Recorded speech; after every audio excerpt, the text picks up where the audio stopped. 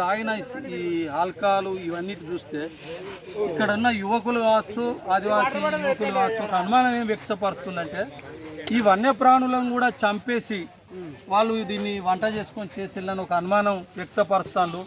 ఎందుకంటే ఇట్లా ఎన్నో రోజుల నుంచి వెళ్ళి వాళ్ళు ఇప్పుడు ఇక్కడ వండుకొని తిన్న ఆనవాళ్ళు కూడా కనబడుతున్నాయి. కాబట్టి ఈ వన్యప్రాణులను చంపి దాన్ని వీళ్ళ మీదకు మరలిచ్చి వీళ్ళను కూడా అక్రమంగా కేసుల నమోదు చేసే ఒక అనుమానం కూడా వాళ్ళు చేస్తున్నారు. కాబట్టి ఫారెస్ట్ అధికారులు చేస్తున్న ఈ అక్రమ కలపకు ప్రోత్సహిస్తున్నారు, వన్యప్రాణులను చంపడానికి కూడా వాళ్ళే కారణమవుతుందని చెప్పి యువకులను ఈ గ్రామస్తులు చెప్తున్నారు. కాబట్టి ఆ వైపు కూడా ప్రభుత్వం ఆలోచించి ఒక ఎంక్వైరీ కమిషన్ వేసి వాళ్ళు నిజంగానే ఆదివారం పూట ఎందుకు వచ్చిండ్రు, కేవలం తాగడం ఏది ఉంటే ఈ ఒడ్డున ఇంత తాగాల్సిన అవసరం లేదు కదా. ఉద్యోగస్తులు కాను వాళ్ళు ఫారెస్ట్ డిపార్ట్మెంట్ కాకుండా వాళ్ళ ఫ్రెండ్స్ కూడా అంటారు. బహుశా ఫ్రెండ్స్ వాళ్లకు ఈ కలప రవాణా, అక్రమ రవాణాకు ఇట్లాంటి ఏమన్నా సంబంధాలు ఉన్నాయని వీళ్ళన్నీ అనుమానాలు వ్యక్తపరుస్తారు. కాబట్టి కలప అక్రమ రవాణాతో పాటు వన్యప్రాణులను కూడా చంపి వాళ్ళు తిన్నారు, ఇక్కడ పార్టీ చేసుకున్నారు అనేది ఒక డౌట్ కూడా వ్యక్తపరుస్తున్నారు. కాబట్టి ప్రభుత్వం ఆ వైపు కూడా ఆలోచించాలి, ఆ వైపు కూడా చర్యలు తీసుకొని ఈ ఆదివాసీ యువకులను రానున్న రోజులలో ఇట్లా భయభ్రాంతులకు గురి చేసి వాళ్ళను ఫారెస్ట్ అధికారులు వేధించడం మానుకోవాలి.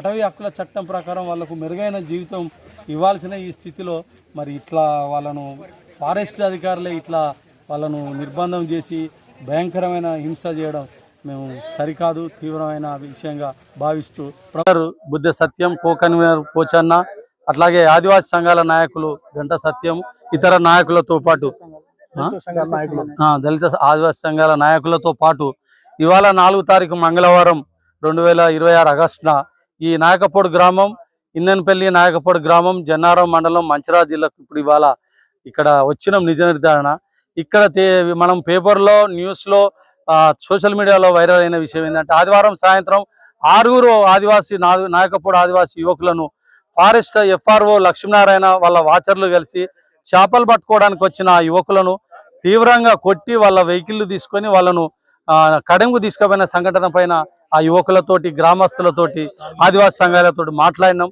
మనకు తెలిసిన విషయాల మేరకు ఆదివారం సాయంత్రం 5:30, 6 ప్రాంతంలో వాళ్ళు చేపలు పట్టుకోవడానికి వచ్చిన ఆ 6 నాయకపొడి యువకులను, 21 సంవత్సరాలు 27 సంవత్సరాల యువకులను వాళ్ళను పిలిచి FRO లక్ష్మీనారాయణ 2 వాచర్లు కలిసి తీవ్రంగా కొట్టి వాళ్ళ వెహికల్స్ను వాటిని తీసుకొని కడెం వాళ్ళ ఫారెస్ట్ ఆఫీస్కు తీసుకెళ్ళి మీరు ఇక్కడికి ఎందుకు వచ్చిళ్ళు, ఎందుకు అని చెప్పేసి వేధించి బాగా కొట్టడం జరిగింది. ఈ కొట్టడానికి ఉన్న నేపథ్యం ఏంటంటే ఆ ఫారెస్ట్ అధికారులు ఉదయం సాయంత్రం నుంచి వెళ్ళి ఇక్కడ వాళ్ళు పార్టీ చేసుకుంటారు, ఆల్కహాల్ ఉన్నది, వాళ్ళు తిన్న నాన్ వెజ్ ప్లేట్లు, సిగరెట్ ప్యాకెట్లు ఇవన్నీ ఉన్నాయి. అంటే ఒకవైపు వాళ్ళ ప్రైవేట్ పార్టీగా ఇక్కడ రావడమే కాకుండా రాజ్యాంగ వ్యతిరేకంగా అటవీ హక్కుల చట్టం 2006 ప్రకారం వాళ్ళు చేపలు పట్టుకున్న ఆ ఆదివాసీ యువకులను మీరు ఎందుకు ఇళ్ళకి వచ్చిందని చెప్పి కొట్టడమే కాకుండా బెదిరించి వాళ్ళను మీకు అండగా ఉన్న స్థానిక ఎమ్మెల్యే, అధికార పార్టీ ఖానాపూర్ ఎమ్మెల్యే బొజ్జ వెడ్మా కావచ్చు, లేదా స్థానిక జన్నారం ఇందన్పల్లి జన్నారం ఎస్ఐ మీకు అండగా ఉంటాడా, మీరు ఎవరు వచ్చినా మమ్మల్ని ఏం చేయాలని దుర్భాషలాడుతూ వాళ్ళను కూడా తిట్టుకుంటా వీళ్ళని కడము వాళ్ళ ఫారెస్ట్ ఆఫీసులు తీసుకుపోయి అక్కడ భయంకరంగా కొట్టి బెదిరించి మీ మీద హంటింగ్ కావచ్చు, స్మగ్లింగ్ కావచ్చు, కడప అక్రమ రవాణా కావచ్చు, లేదా వన్యప్రాణులను హత్య, ఇట్లాంటి మీరు బయటికి రానటువంటి తీవ్రమైన కేసులు పెట్టి లోపల వేస్తా. కాబట్టి మేము కొట్టలేదు, మిమ్మల్ని ఏం చేయలేదు, ఊరికేనే మాట్లాడినామని ఒక పేపర్లో వీడియో తీసుకుంటూ సంతకాలు తీసుకొని ఎలాంటి దాడి చేయలేదని చెప్పేసి వాళ్ళని బెదిరించి వాళ్ళను వదిలేయడం జరిగింది. అప్పటికీ గ్రామస్తులు ధర్నా చేయడం జరిగింది, అందరి సంఘాలకు చెప్పి ఇవన్నీ జరిగినాయి.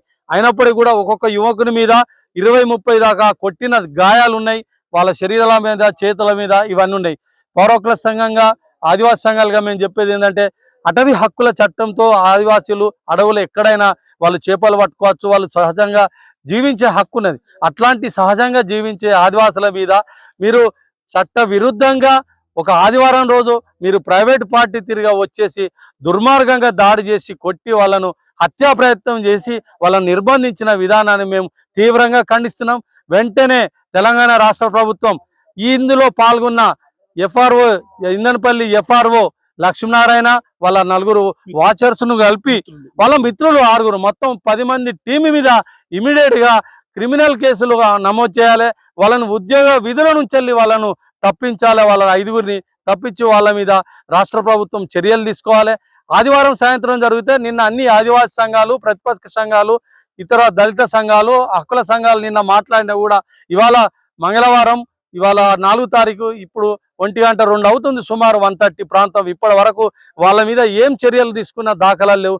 అంటే ఒక చట్ట వ్యతిరేకంగా వ్యవహరించిన ఒక ఫారెస్ట్ ఆఫీసరు నువ్వు కూడా ప్రభుత్వం చర్యలు తీసుకుంటలేదు. ఒక ఎమ్మెల్యే కావచ్చు, ఎస్ఐ కావచ్చు, మీరు ఎవరేం చేయలేరని వీళ్ళను ఎదురుగానే ఇంత వేధింపులకు గురి చేస్తుందంటే వాళ్ళ దౌర్జన్యాలు ఆగడాలు ఏ స్థాయి ఉన్నారో రాష్ట్ర ప్రభుత్వం ఆలోచించి వాళ్ళ మీద తక్షణమే వాళ్ళను విధుల నుంచి బహిష్కరించేసి వాళ్ళను సస్పెండ్ చేసేసి క్రిమినల్ చర్యలు తీయాలి. దాడి, హత్యాయత్నం క్రిమినల్ చర్యలు చేపట్టాలని పౌర హక్కుల సంఘం తెలంగాణ రాష్ట్ర కమిటీ పక్షాన, ఉమ్మడి ఆదిలాబాద్ జిల్లా పౌర హక్కుల సంఘం పక్షాన, ఇతర దళిత ఆదివాసీ సంఘాల పక్షాన ఇక్కడ నాయకపోడు ఈ వాగు దగ్గర మేము డిమాండ్ చేస్తున్నాం.